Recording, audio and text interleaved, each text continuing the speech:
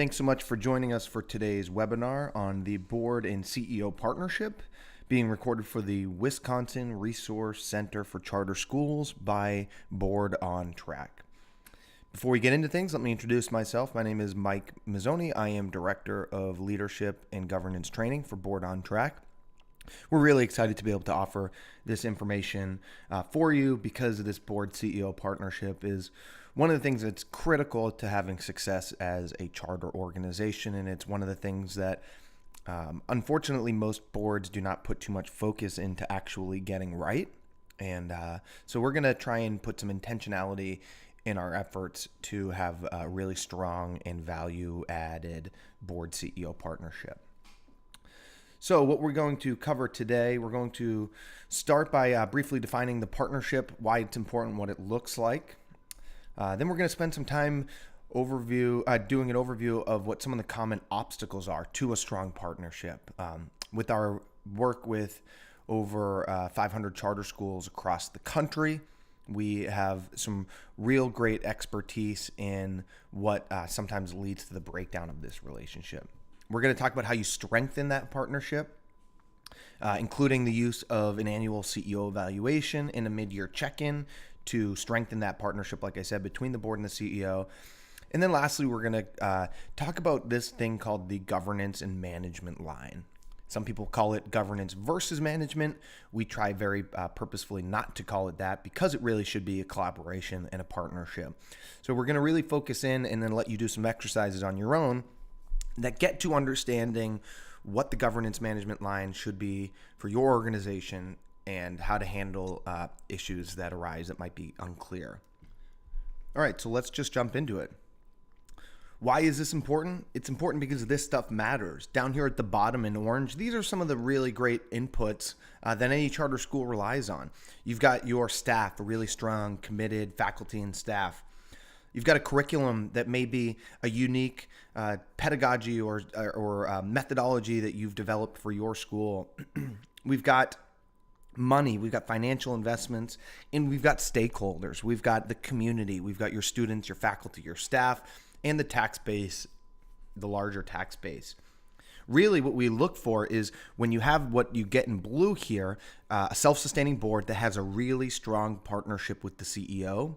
That allows the organization, when you get to this stuff in green and above, which tends to be the vision of excellence for most charter organizations, which is either or both organizational sustainability and growth and replication of their organization. So again, what we're really focusing in on is the blue level here, which is having a strong governing board, a really strong CEO, and what the partnership looks like between those two. That's what we're going to try and get right today, because when you got all those great inputs down below in orange and they get funneled up through that partnership, that's what allows great schools to exist. So again, that's what we're going to focus on today is this blue piece right here. So how important is a board to a charter school's success? Really, charter school boards are critical to getting this organization correct and having it done successfully.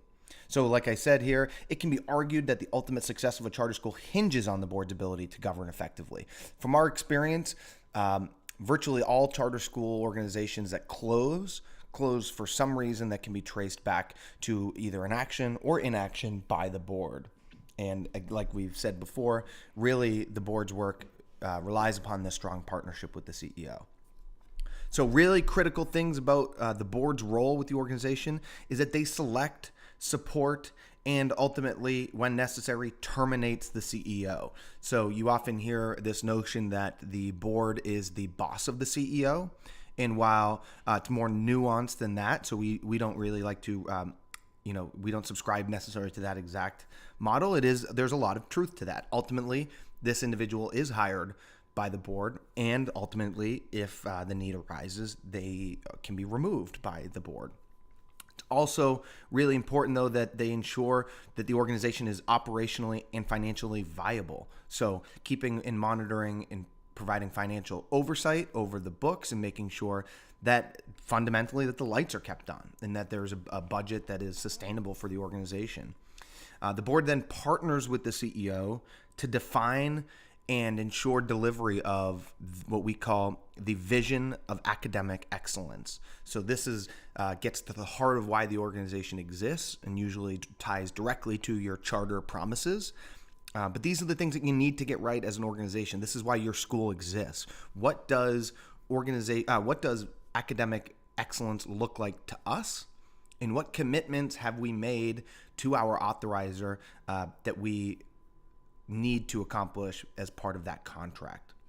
So really, it comes down to that the board and the CEO partnership is everything, because as we'll get into, there really is differing role between what the board does and what the CEO does, and we want to make sure that we get that right. Because if you don't have a strong partnership between the board and the CEO, it is going to be impossible to govern effectively. And if both ends are pulling in different directions, we're not going to be able to get anywhere. So let's go ahead and define this board-CEO partnership. Big picture, the board and CEO relationship should feel like a partnership. It should feel like both parties, that their workload is really being undertaken by teamwork. So that the CEO feels like they've got a lot of clear, measurable goals and outcomes that they're going to be held accountable to, and that they know that the board is there as somebody that he or she can rely upon to support that work, to provide sufficient resources, to help set the right direction. And then on the flip side of that, boards, really strong governing boards, rely on this partnership with the CEO. Any good governing board is going to have their CEO as a true chief executive officer. So that person's job is there to support the board as well. So you'll see how that overlaps. Quick teaser would be something like the board budget process. So very often we would expect the CEO of the organization to actually draft an initial budget, and then they work back with the finance committee and the full board to iterate and ultimately approve that budget. So a great board, in order to get really great work done, really relies on that CEO. So the workload really should feel like a partnership and feel like teamwork.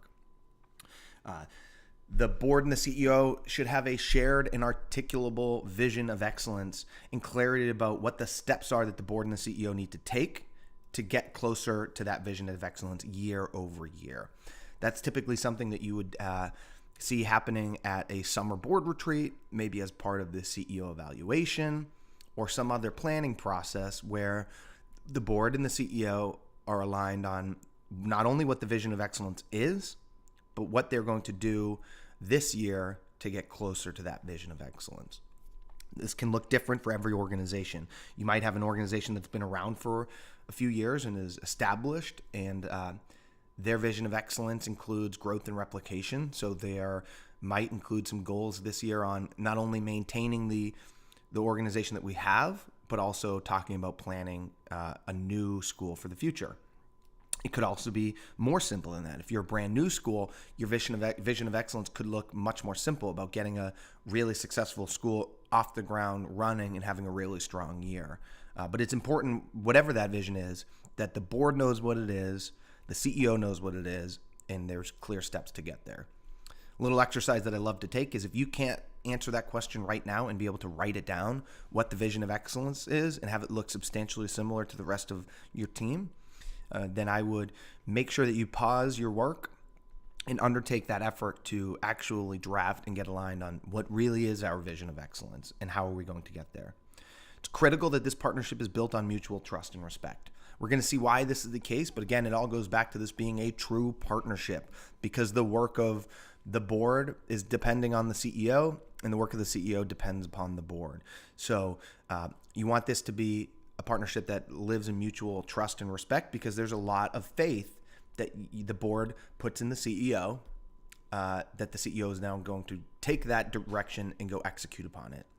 It's also really important here, however, that the board can trust the CEO will come to them when there are issues that arise that need their attention. So this whole partnership is going to rely upon trusting but verifying. So that'll be a constant theme, is that the board delegates and relies on the CEO, and then there's an element of accountability where the board will check in and hold the CEO accountable throughout the year to those agreed upon goals. So in order to be able to provide honest, constructive feedback throughout the year, you really want to make sure that there is trust and mutual respect here. We've seen this be one of the major pitfalls of this relationship is when it's not grounded in mutual trust and respect. You communicate effectively and efficiently. This gets to that point that I just said. Again, if you have a relationship where the board is not able to provide continuous or regular feedback to the CEO, that'll be a recipe for a breakdown in this partnership. So you want it to be really effective and efficient communication. And then that communication should really be focused on go to the heart of why we're here, which is results for students. So whenever, throughout the CEO evaluation process, throughout all of these communications and this work between the board and the CEO, everything at its heart should be focused and tied to getting results for students and for the organization. Because why is this so important? This part, when we're in person and we make this statement, we often see some realization and clarity wash over people's brains, which is that you are really collaborating to run a multi-million-dollar public enterprise with the professionalism, the skills, and temperament that's needed that you as the board are bringing to this organization. So really is it's really important to level set and to recognize that you as board members are really truly on the board of directors of a multi-million-dollar organization. So it's important to get this stuff right. It's a really important endeavor that you've taken on, and then this board CEO partnership gets right to the heart of that. So this is the big picture. This is what the board CEO partnership should look like. So to summarize, really the workload is divided so it feels like teamwork. There's a shared vision and clear understanding of what that vision is and how we're going to get there.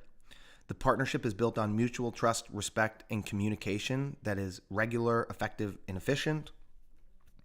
The focus of all this effort between the board and the CEO is on results, and we are going to all bring our professionalism, skills, time, temperament to run and govern this multi-million-dollar enterprise.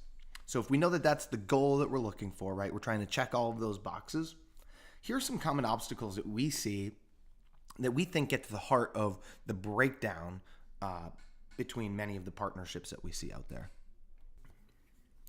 All right, so the first one here is a lack of governance experience. This is one of those common obstacles to this board CEO partnership. So from the CEO's perspective, based on our work, the average charter school CEO doesn't actually have previous governance experience. So what do we mean by governance experience? We mean having experience serving and working alongside a governing board.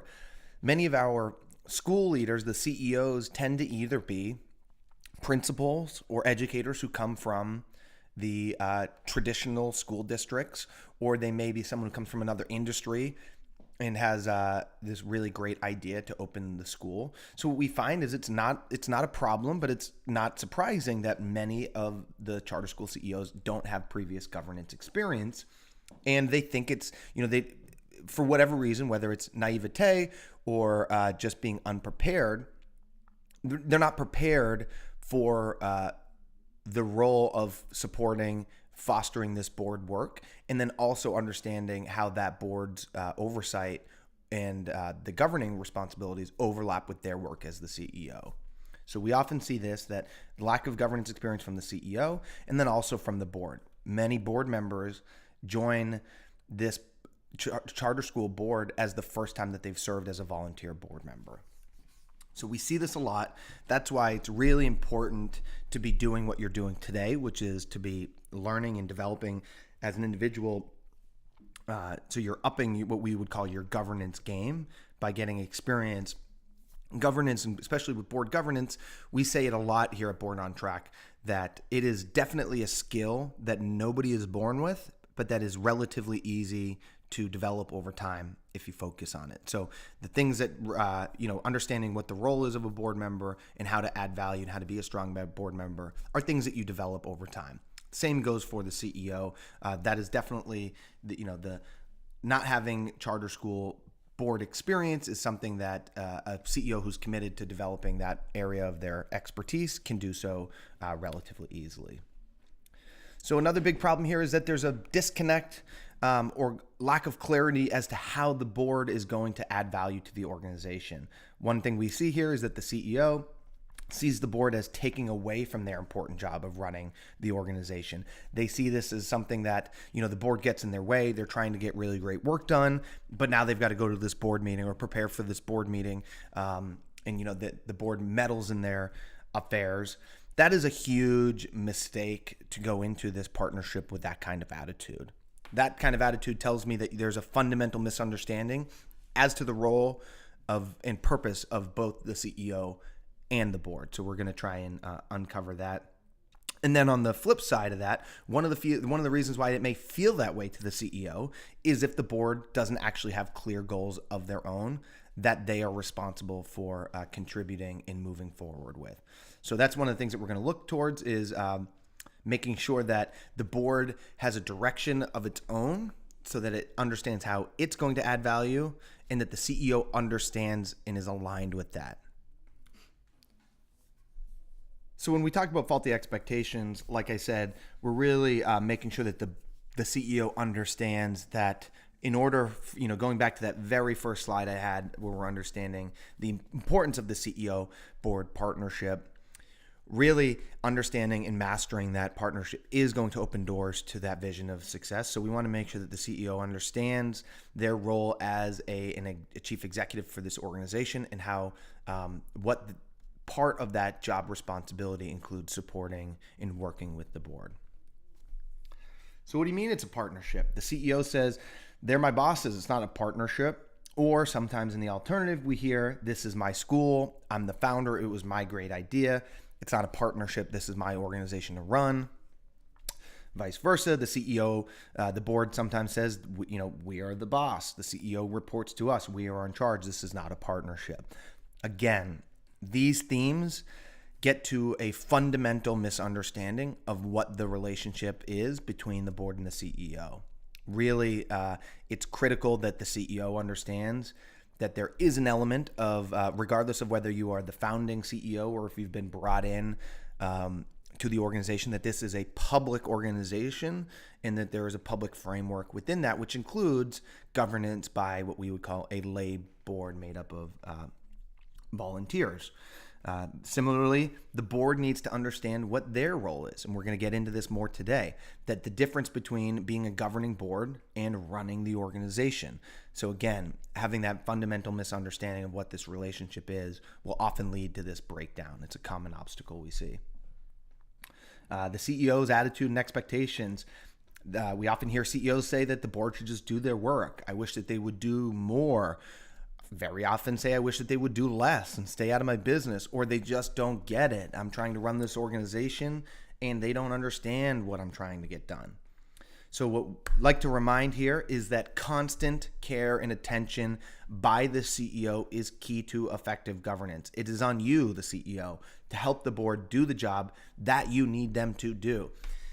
Board governance from any sector, whether it's a corporate board, a charitable board, a hospital board, or this charter school board. It's a very unique relationship where the CEO gets hired, gets evaluated, gets support from the board, but then also in return, the CEO is really responsible for putting effort into supporting the work of the board as well. So a lot of the organizing efforts come from the board, come from the CEO.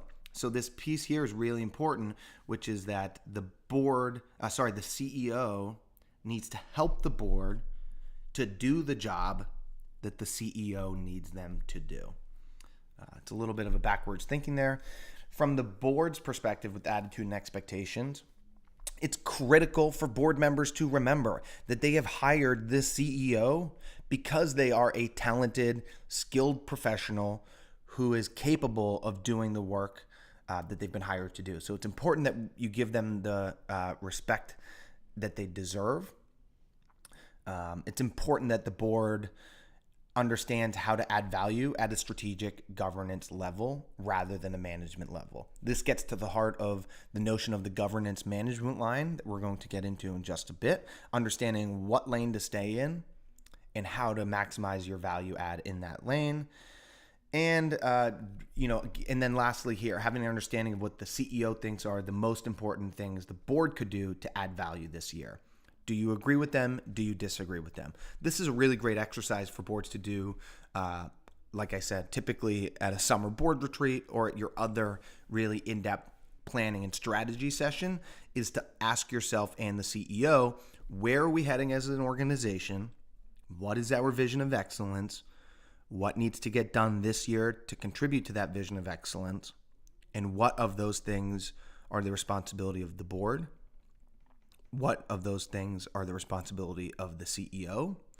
And what areas are there overlap? And there's going to be dual function, say, for example, the budget. The budget is a great example of where there's overlap between the board and the CEO. All right, so now we've got an understanding of what the board CEO partnership should look like, some of the key attributes, right? Getting to communication built on trust and mutual respect, clear understanding of the vision and the steps to get there. We've seen some of the mistakes that are common obstacles to this relationship.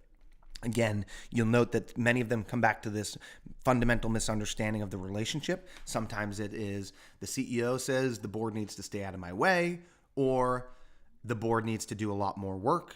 Really, I'm doing it all on my own. From the board's perspective, they may say the CEO is not doing things the right way. We want to get more involved.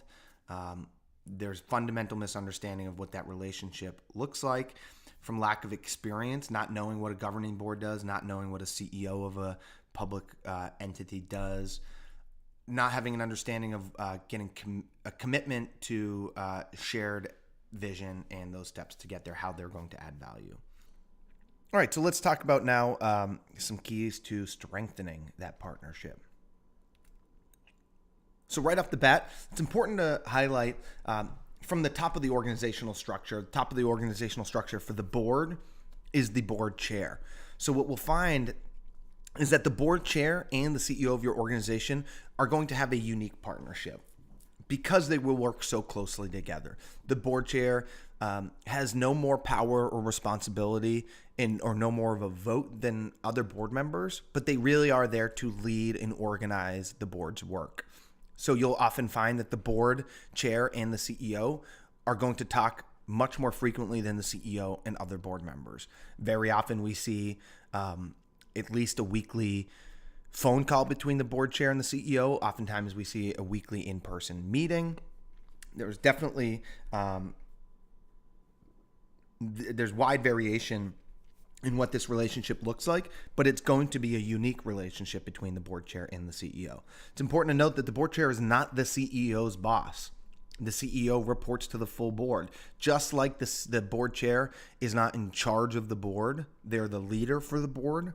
The CEO does not work directly for the chair. The CEO reports to the full board. So that's an important thing to get off right from the get-go, because that's something that can be a mistake in a misalignment that we see as well, is that the board chair, the CEO defers too heavily to the board chair because of the special relationship. It is important to note that there needs to be a strong partnership with the board chair and CEO because of all those things that I just talked about. The board chair and the CEO talk much more frequently to plan the board's efforts, and they just have a much more stronger partnership when they're interacting so often, and the work of the board and the organization depends on that sort of regular communication. So if this partnership goes well, we like to point out here that there's totally nothing wrong with your CEO making recommendations to the board as to who the next chair should be. Because again, the board chair and the CEO styles should complement one another, because they're, like I said, it's this unique partnership. Things like planning board retreats, talking about what the agenda is going to look like, helping to set sort of the direction of the board and what work the board's going to undertake and when. A lot of this stuff will be planned by the board chair and the CEO. So you want this relationship to be a really strong one. Again, all of those same attributes that apply to the full board's relationship with the CEO, built on mutual trust and respect, effective and efficient communication, all of those things apply to the board chair themselves and the CEO. So while it's not the CEO's job to select the board chair, that's really the board's function. Would definitely consider, if you've got a healthy relationship demonstrated in the past, there's nothing wrong with having the CEO make a recommendation as to who they think will make the strongest partnership between the board chair and the CEO. All right, the next thing here is to make sure that you have a plan to supporting and evaluating your CEO. A really great board CEO partnership is going to rely on not only evaluating and holding your CEO accountable, but also supporting them throughout the year. That all starts with clear expectations. Clear expectations about the role of the CEO and how that position is expected to add value to the organization. So the first thing here is the job description. Making sure that the board has approved the job description. Again, since they are the ones who hire and evaluate this person, it's clear that they understand the expectations for the position.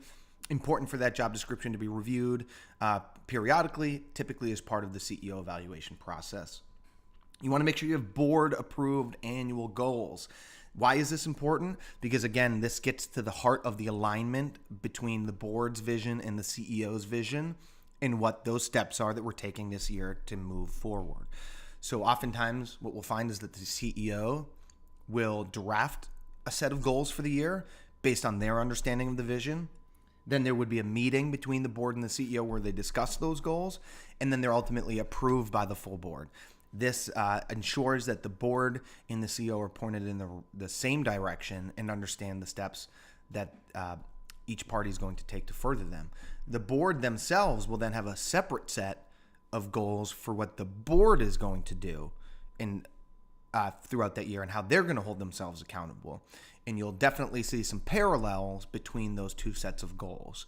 Oftentimes, one or more of the CEO's goals will depend upon and overlap with the board's goals. So going back to our example of growth and replication, if our goal this year is to expand to a new location, a lot of that work that the CEO is going to do with his or her team as to identifying a property for a new building and designing the building and getting it built and working with contractors, a lot of that work will overlap with the board. So it's important to spell that out, including board-approved performance metrics, so that come the evaluation time in the spring or summer, there's no surprise between the board and the CEO as to what those metrics are going to look like.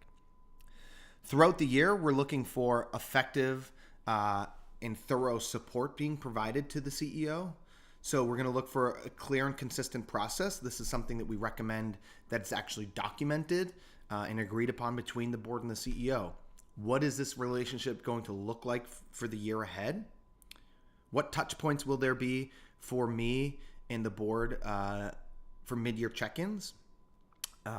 When is there going to be a full formal evaluation? And what is it that I am going to be evaluated upon during that formal evaluation?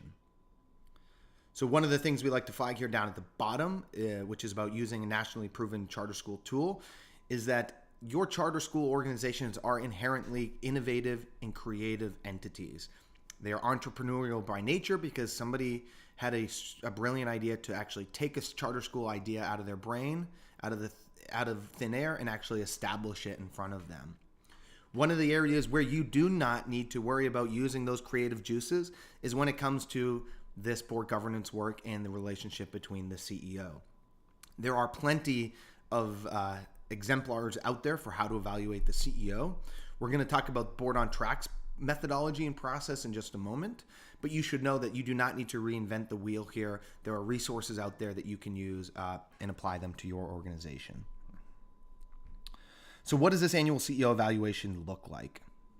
The key here is to understand that this should be part of a cycle of documenting goals or job expectations, doing a mid-year check-in, evaluating the CEO on those goals, documenting new goals for the next year, doing a check-in, supporting the CEO, evaluating the CEO on those goals, and again it becomes a cycle. So if you look at the top of this cycle here, it says documentation.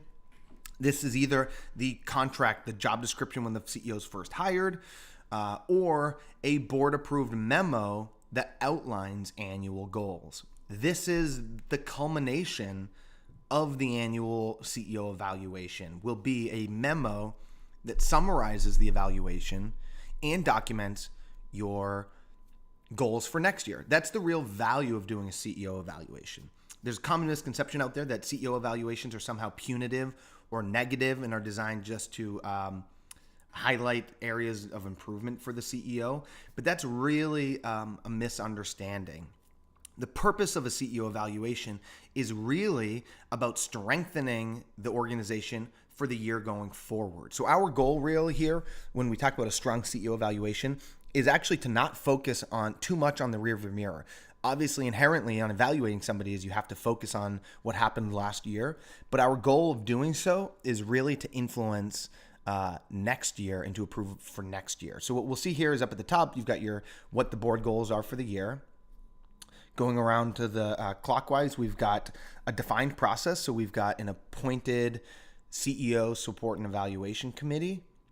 We're going to do mid-year check-ins. Sometimes we see a fall check-in and a spring check-in. Some people do a winter mid-year check-in. But it's important that at these check-ins, this is really where the support aspect comes in of CEO support and evaluation. So once you've got the documented goals up at the top, you're going to spend the rest of the year having a committee, the CEO Support and Evaluation Committee, that actually meets monthly with the CEO and reviews the progress that's being made towards those annual CEO goals. It's important for this committee to hear from the CEO what's working, what's maybe not working, what areas could the board provide more support for the CEO. One area that might come up would be an example of mid-year. We find that the board is going to be asked to allocate more resources, say, for a new math intervention specialist. That's the type of thing where the CEO needs that support of the board. This is an opportunity for this committee to vet the recommendation and actually elevate it to the full board. It's really important to have these mid-year check-ins so that there are no surprises come the end of the year and during the evaluation process. So that's really important here to note that there's the documented goals, there's support and check-ins throughout the year, and then it all ends in the spring or early summer with an annual CEO evaluation. So what we see here, Board on Tracks methodology is what's known as a modified 360. So we see this starts with a CEO's self-evaluation, where they're actually going through and answering questions about their own performance. Then they submit that to the board. The board conducts their evaluation of the CEO. And then one of the things that's included in this process as well that some people choose to do and some people choose not to is getting the input from direct reports. So some key direct reports we think is important because the board has a very small window into the work of the CEO day to day. The board members are not there every day in the school. They don't get to see how the school leader interacts with fellow staff members, with faculty, with students, with parents. So it's important to get some input from those direct reports, say the CFO, the chief academic officer, principals. Some key direct reports are important so that the board can really provide a thorough evaluation of the school leader. This annual CEO evaluation process ends with this documentation. So like I said, the real value, of doing a CEO evaluation is not to dwell on things that happened in the past, but to reflect upon what happened in the past, use that information that we have to plan for the year ahead. So we like that evaluation to happen, and it's actually documented in a memo that outlines and summarizes the CEO evaluation. So it identifies who took part in the evaluation, what the process was, summarizes the overall evaluation, areas of improvement, areas of growth, and then ultimately at the bottom, the last part of the memo should include what the CEO's goals are going to be for the following year, again, to kick off this cycle of evaluation. So here are the key action steps. First and foremost, the first and most important thing is that the board forms what's known as a CEO Support and Evaluation Committee. This is something you just heard me mention a couple times. It's one of the things that boards get wrong most often when it comes to evaluating in supporting the CEO. First thing is that they forget that second half of it, the support part. They understand that they're the quote unquote bosses of the board. They know it's one of their key functions. It's often a requirement from authorizers that you evaluate your CEO, but boards often miss this support part. So oftentimes what we see is a CEO evaluation task force will pop up in March or April, and it lives for 90 days. They know they got to check the boxes. So they pop up, they set up the CEO evaluation, they run it, and then they disappear. We really like to see a support and evaluation committee, which is dedicated partially to that end of the year CEO evaluation. But more importantly for that, they're there to help the CEO be successful throughout the year. So you want to form this committee, recommend it that it includes the board chair on this committee, but that the board chair is not actually the chair of that committee. Why is that important? One, we've identified that the board chair and the CEO have a special partnership. The board chair is probably going to know the CEO better than any other board member. So it's important to have their perspective on the board. Recommend having a different board member actually be the board chair for the exact same reason, that the board chair and the CEO have a special partnership. So I think I just misspoke. So when I said it's really important for a board member to be the committee chair, rather than having the board chair lead that committee. So we want the perspective of the board chair on the committee. We want a different person running that committee just to have a little bit of checks and balances on that committee. Next, once you get that committee formed, you want to develop a timeline for what the evaluation process is going to look like. We recommend a 90-day process. We find that that's the right amount of time to do a robust and thorough evaluation and some planning for the future. That seems like a pretty safe timeline, but that can be adjusted based on your unique circumstances. Once you've got that timeline established, you're going to determine what the evaluation tool or instrument is going to look like. Which one are you going to use? Again, this is where I say, do not go out and reinvent the wheel. We've got plenty of examples at Board on Track, and there are others nationally. Here at Board on Track, we actually include within our suite of online tools, our dashboard, a specific CEO evaluation tool that walks you and your board through every step of the way. So identifying the CEO evaluation committee, opening the CEO evaluation, your board members click through and answer some questions along with the CEO and the direct reports, and then it actually creates a template memo that highlights the process, summarizes the evaluation, and allows you to input goals for next year. So once you've got the evaluation tool or instrument that you're going to use, first step in the actual evaluation itself is that the CEO completes their self-evaluation. Important that this is then shared with the entire board.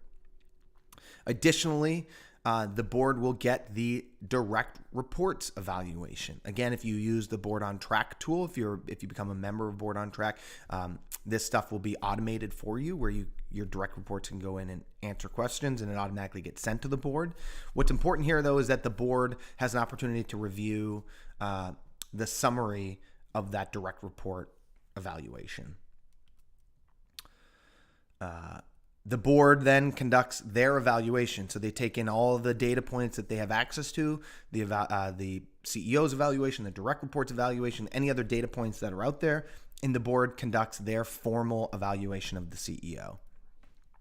Once that's done, once all the board members have an opportunity to weigh in, the CEO Support and Evaluation Committee is then going to take all that information, all of the board's data, so the board's evaluation of the CEO, and they're going to summarize it in a memo that they share to the CEO. So they're going to, like I said, outline the process that was undertaken, who took place in the evaluation, and what the evaluation results were.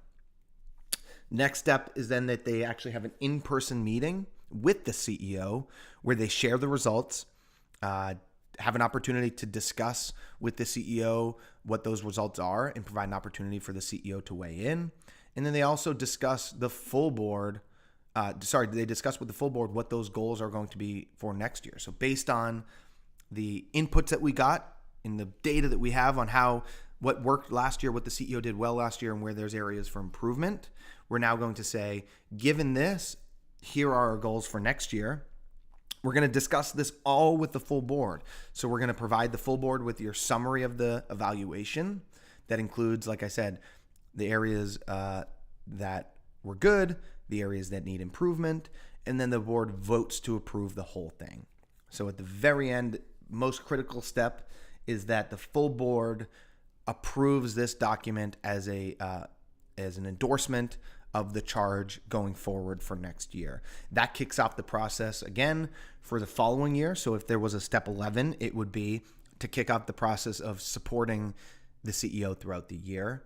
And then eventually you'd come back around to step 2 again, which would be developing your timeline for the next year. And this will then become a cycle that you'll become better at. It'll become more efficient and it'll become more valuable for the organization.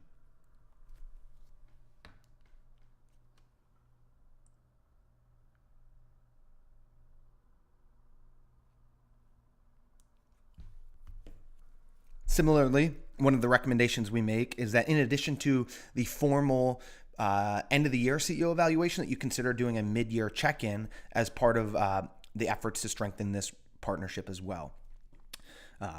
Not every board does a mid-year check-in. Some people find it overkill. What we will say is that based on our experience, really strong charter school leaders want to be evaluated.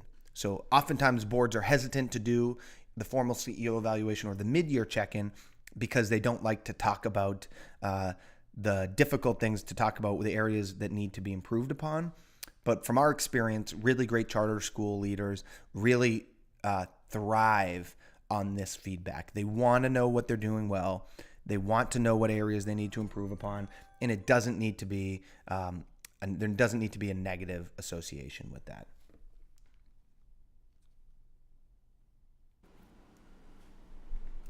So mid-year check-in to help strengthen the board CEO partnership. What is the purpose of a mid-year check-in? Going back to this notion of feedback being critical to us really strong charter school leaders who want to continuously to improve on their great work. Mid-year check-in is a great opportunity to provide exactly what it says, a check-in on the progress towards these goals mid-year. So it's a great way to ensure that the CEO is able to identify for the board what the key challenges they are facing. So the example I said a moment ago with the CEO evaluation, they might have a blocker where they need the board to redeploy some resources in a direction, maybe to hire a tutor or something like that. And so it's really great to have an opportunity to elevate issues to the full board that need their way in. So again, so that there are no surprises come the end of the year. It creates a structured time for the board to provide the CEO with feedback about the leadership, how the partnership is going with the board, and things that the board needs from the CEO. And lastly, create a structured time for the CEO to provide the board with feedback on the partnership itself. So things like communication protocols, any of that process type stuff, and how the board itself, how the board CEO partnership itself can be improved going forward. So what would this look like? Very similar to the end of the year CEO evaluation. So we're not going to go too much into it.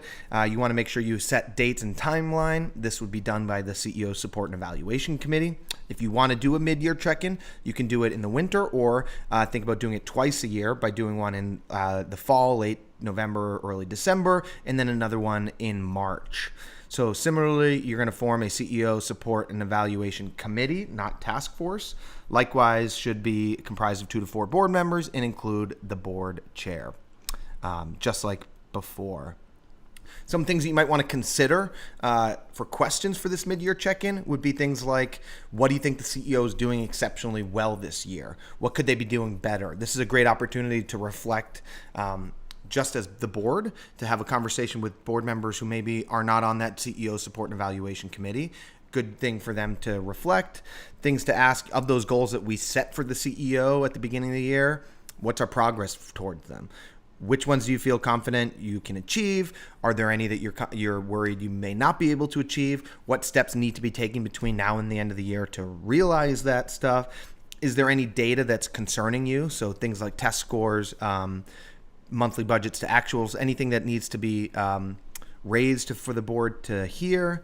And then lastly, is there what could the board be doing? What could we be doing to support you better in your effort to achieve those goals for the year? So Mid-year check-in, again, not quite a formal end-of-the-year CEO evaluation, more of an opportunity to provide more less formal and informal conversation about progress towards goals, areas that need to be improved both from the board and the CEO. Some boards choose to do this in a less formal way, which would be to do the CEO evaluation committee meetings each month, and then as necessary to elevate strategic issues to the full board throughout the year. So now we're going to move on to the last topic here, which is the governance and management line. Reason why this is so important is because it's critical, again, to the work of the organization, and it gets to the heart of the overlapping nature of the relationship between the governing board and the managing CEO. So it's important to highlight when we get into talking about the governance management line that this is something that looks different for every organization in every period of time. Our goal here is just to find what is the right balance for your organization at this time. That's really what our focus is going to be. So in its biggest picture, boards govern and CEOs manage. That's the easy part. But what does that mean? So governance is all about planning, creating the framework, and providing oversight over the organization. Whereas management is all about executing and supporting that strategic direction, that vision. So in essence, boards provide leadership and strategy. They also provide oversight. They try to focus on the big picture and to stay away from day-to-day decision-making and execution. That's really going to be left up to the management team. A really interesting way to think about it when I try and really boil down to asking when you're presented with a decision and trying to focus on whether it's a decision for the board or for the CEO is to ask yourself, does this decision focus on, whenever we're making a decision, the board focuses on the results or the outcomes that are desired, and the CEOs focus on the means or the methods of accomplishing those goals. So stepping back, big picture, the board's role is to oversee this organization.